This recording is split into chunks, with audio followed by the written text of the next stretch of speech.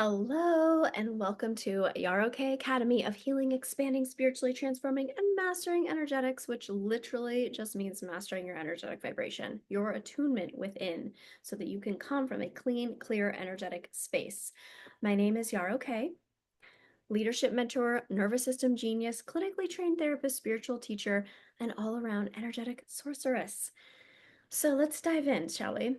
I was on TikTok yesterday, which I try to stay off of TikTok in full transparency. I recently started reposting on there, but I think we can all agree. Oh, this is Aslan. He wants to be a part of this. I think we can all agree that we need less screen time, less social media, and more connection time. And it's a challenge for all of us, especially someone who traditionally struggled with OCD, that obsessive compulsive thing, that compulsive thing to check, right? We all struggle with it.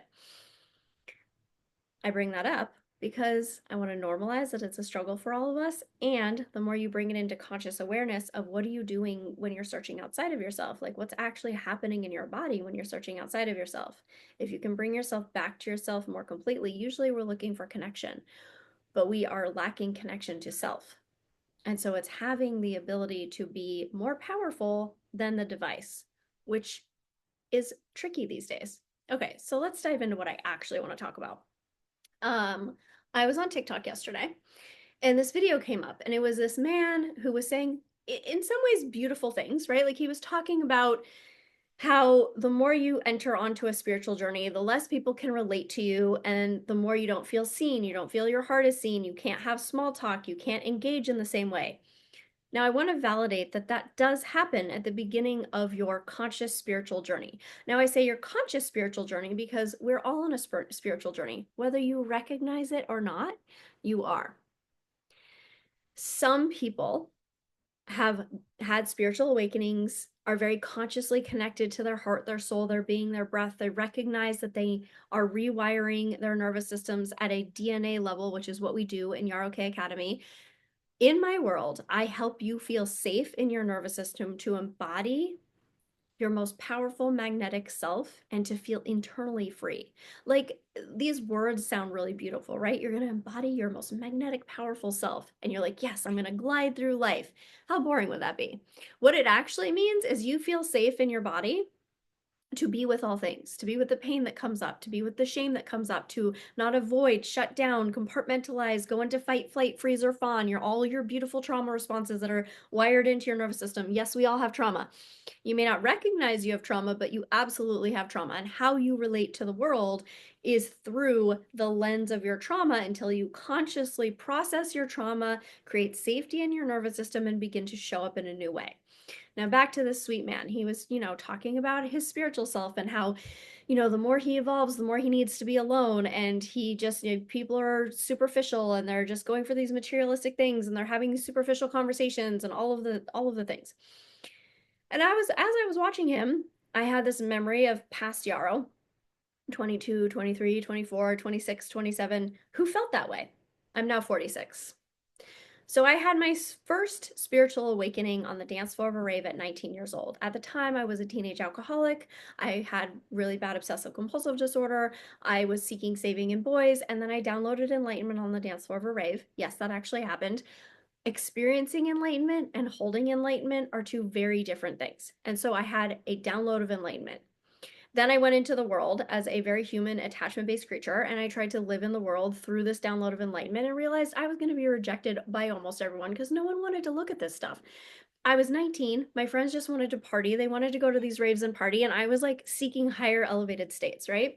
I was very lucky because I was in a rave scene in San Francisco that the premise behind it was love the music, not the drugs. And so a lot of people were on this spiritual journey. Like the record store sold the Tao Te Ching and Many Lives, Many Masters by Brian Weiss. And like it was really powerful. So Aslan's hair got in my nose. I feel very fortunate for that. And so I could see younger Yarrow who had felt rejected by the tribe, quote unquote, or the community, quote unquote, because no one really wanted to look at this stuff. Like, I immersed myself in the rave scene. I started a rave production company at 19, 20, 21 years old. Like, I was throwing really large thousands of people raves, like 2,000, 3,000, 4,000 person raves. making thousands of dollars. It was really exciting. It was really amazing. I was tapped in, connected to like the universe and the oneness of everything. Like what downloaded through me was connection is everything and everything is connected, and it all starts with connection to self. Now, why does it all start with connection to self? Because connection to self is connection to the divine. The divine lives within you. You are the creator of your life. Literally all of us are just the universe expressing itself. And so you create everything, and everything that happens in your external world is a mirror for you to really get curious. What do I need to learn here? What's actually happening for me here? What's coming up for me here? And so as I was watching this sweet man, and in my 20s, I didn't have any guidance. I couldn't find mentorship. I didn't have anyone who was really teaching me how to contend with what was happening. I am a 3-5 in human design, which, if you know what that means, I'm the great experimenter of life. So I'm meant to go through trial and error and then teach it. So my trial and error and my suffering is your literal gold. Like, I am a genius at holding you on your spiritual journey, on the journey of life, to help you fall in love with every moment of your life, even and especially the most painful ones, because we love to be like, I'm going to manifest this amazing life. Nothing bad is ever going to happen to me. That's not life, and it would be really fucking boring, as I said previously. And so your want, your desire is actually to experience life. You may not know that. You may think it's just to get everything perfect, the perfect relationship, all the money, the perfect job, all the things. But the reality is you want to experience life. You want to have an experience that makes you feel lit up and joyful and connected and free. And that is going to come with a range of all the things. Okay, so as I was watching this man, and he was, I don't know how old he was, somewhere between 35 and 50. Who knows these days, right? Like we all look how we look. And he was saying this, and you can tell, he can feel the like anxiety in him. You can feel the pressure in him of like not feeling seen. So I went into the comments, as I love to do. I think we all love to do. It's like the voyeur in all of us, right? I went into the comments, and everyone's like, oh, I feel this. Oh, no one can see me. No one understands me. Blah, blah, blah. I sound like a dick right now, but the reality is, y'all, that's your activated inner child. That's not your spiritual self. That's not enlightenment. And one woman said, since I found enlightenment, I can only be alone. That's not enlightenment. Like, just taking a breath, because the world is filled with so much misinformation and so much divisiveness. And it starts at a very early age with the divisiveness. What color do you like? What music do you like? What sports do you like? What sports team are you on? Who do you root for? Who's your best friend? Like, we just are creating constant divisiveness, right? And it's like pitting against each other and creating resistance. And you know what that's creating? More divisiveness, more disconnection, more resistance. And it's all a representation of the divisiveness and the disconnection within ourselves that's being projected out onto the world. And now look at where we are as a society. Like, it's pretty catastrophic, if you ask me. Like, people are just unleashing on each other online. And now we've introduced GPT. I keep wanting to call it GTP. I haven't dove into AI yet. I have real resistance to it. I think it's a dangerous, slippery slope. Yes, I know all the benefits. Yes, I also understand there are massive repercussions here, and we're already disconnected from our humanity. I actually wrote my master's thesis on this. It's called Instagram Addiction and Spirituality Remaining Human in a Social Media World. And it is a phenomenal thesis, if I do say so myself. And it is just getting exacerbated. This ability to remain human in a social media world. We don't know how to be with our feelings. We are meant to be with our feelings. We are emotional creatures. Emotions are the language of the universe. I have an entire program on this in my group mentorship program, The Portal. When you learn how to communicate with your emotions, you learn how to manifest your life. Like, if you're not in communication with your emotions, they're going to be unconscious. They're going to come out sideways. You're going to try to get your needs met. Your little inner child's going to run your life, which is what was happening with this man in this video, and literally thousands of people in the comments, who everyone was saying the same thing. I can't have small talk. I have felt this way always. I feel so unseen since I became enlightened. That's not enlightenment. When you're enlightened, when you actually have embodied spirituality at a deep level, right? Like, when you've embodied what it is to be a spiritual being, when you've embodied the principles of love, acceptance, forgiveness, literally all religions say the same thing, just in different words with different prophets. It's spirituality. Religion is meant to keep you confined. It is man-made. And there are so many different politics around this. Fight me on it all you want. I know what is true, right? Like it's all the same. If you read under between the lines, they literally are all the same, saying all the same thing. And so spirituality is a connection. It's acceptance, it's forgiveness, it's love, it's compassion, it's empathy. And we have twisted this to think that compassion and empathy means bleeding heart, means martyrdom, means saving. We've twisted it to think that love means control and attachment. We don't actually understand what these things mean because we don't know how to energetically feel them in our bodies. And so we're completely disconnected from it. And it becomes divisive and it becomes disconnecting.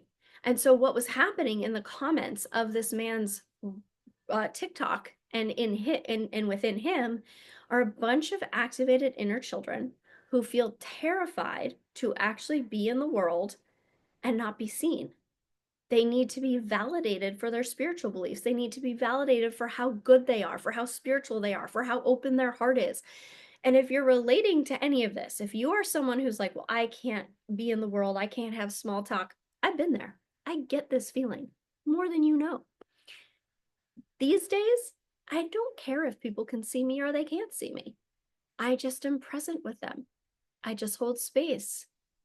I go and do my own thing and honor myself when I need to. I don't need the validation. So, what's actually happening there is this deep need for validation, which is where divisiveness comes from. I need to be validated for what I believe. I need to be validated for who I am because there's a lack of internal safety in the nervous system. There's unprocessed trauma coded into the nervous system, and there is a lack of ability to just be with oneself and trust oneself. And so then we create divisiveness in the world and we need all of this validation. And then we go to Chat GPT. I forgot what I was gonna mention this earlier. We go to Chat GPT and I saw this meme recently that said, it's not even a meme, it was a post that said Chat GPT is literally like that friend who you go to who's going to validate your worst behavior and encourage your worst behavior. And so we go to Chat GPT and we get validated, or we go to TikTok or Instagram and we see other people who are activated in our children and we become energetic resonances for that. Oh, I'm validated by this person's perspective. Instead of going, this is curious. Why can't I sit with the people in my life and just be with them? Why do I need them to see me, to understand me, to get me, to validate me? Because, sweet ones, that is activated little you. Your inner child is running the show. When you see yourself, when you've attuned to and calmed your inner child, when your nervous system is regulated, when you have processed your trauma, you don't need to be seen. Trust me, I've gone through it. I know how to move you out of this. That grasping for validation, that need to be validated for who you are, that is coming from a very young place. It's coming from unprocessed trauma, and it's coming from a fear of embodying the truth of who you actually are. And it's creating divisiveness in the world.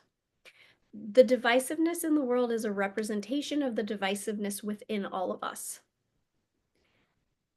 So the best thing you can do for yourself and for the world is do the healing to attune to your inner child, process the trauma coded in your nervous system, and create a nervous system that feels like it's dripping in gold, because that is going to show the world, that's going to create a new way of being, a new energetic vibration, and then you get to be the lighthouse. In my process of doing this, my family has started to adopt my practices. Once upon a time, they just used to think I was crazy. My stepbrother literally used to tell me I was terrifying. And now he still says it a little bit because, I see the truth. But he also is now working on himself in the way that I do it, in the ROK way. And I'm so proud of him. And it is a testament to the ways that I have seen myself and just kept going no matter what other people said. Not everyone, I'm not for everyone. In fact, I'm extremely triggering in a lot of ways. And it takes a lot of courage to do this work with me because I'm going to highlight all of the sneaky, subtle shit that is coded into you and the ways that you're relating to the world, the ways that you're attaching, the ways that your inner child is activated, the ways you're seeking validation. And here's what happened. What happens when your perception is validated. So let's say you're like, no one can see me. You go in the world and your perception's validated and it feels really good to you because you feel right. And that feels safe to your nervous system. We will hold on to the perceptions of being right instead of allowing space for there to be something new that happens. And so if someone does see us who's close to us in our lives and we're quote unquote wrong, it doesn't feel as good because the bomb of being right is like a drug. It's like, see, I'm right, I'm validated. See, I'm right, I'm validated. And then we hold on. This is a whole other video. When your perceptions are validated, it feels safe to your nervous system because it's certain. If you have to shift your perception and make space for the unknown and for potential, it opens you up for potential disappointment and it opens you up for potentially being quote unquote wrong, which then there can be shame and then you can feel invalidated and that will send you into a whole spiral.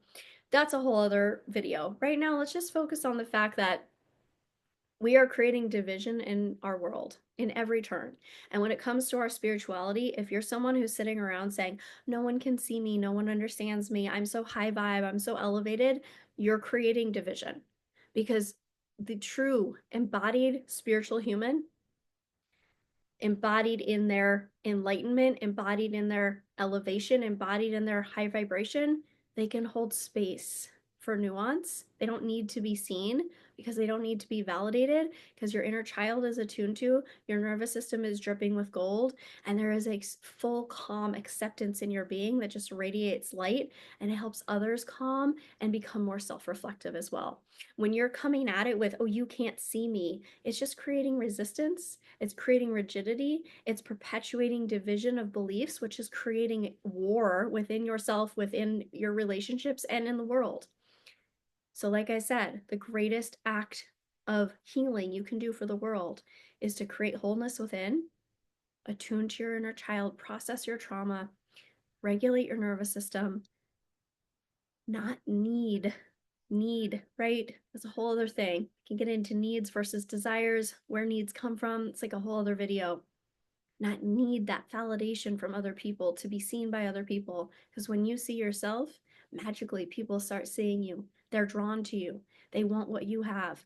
When you're coming from this graspy, like needy, divisive place, it's just repellent and it perpetuates the spiritual disconnect in our world, especially if you're on a spiritual journey. Yes, there are times where you will need to isolate and you will need to tend to you and you will be in the beginning of your spiritual journey and there will be a lot brewing within you, but you don't need to make other people wrong for that. That's your process. Eventually, when you integrate into wholeness, you can hold magical space for others without it feeling draining or burdensome, and you don't need them to see you because you see you and you know in your being who you are, who your heart is, who your being is, who your soul is, and you feel magnetic and lit up through all of your cells. So if you want to do this work and do it in a real way, and you have the courage to dive deep, let me know. And DM me on Instagram. You can leave a comment. You can send me an email. You can send me a carrier pigeon. Lawson would love it. He might try to eat it. You know, one never knows with cats and birds. And I would love to talk to you about the different ways to do it.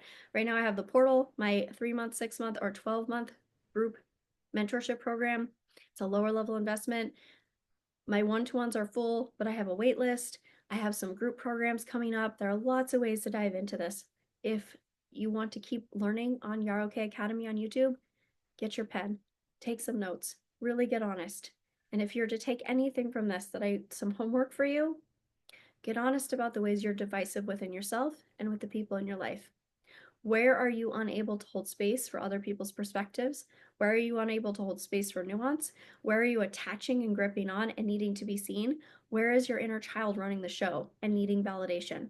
And how can you tend to your inner child today so that you feel safe to let others be and to be on your own journey and your own process without making it mean anything about you? All right, I love you all so much. Thank you for being here, and I will see you soon.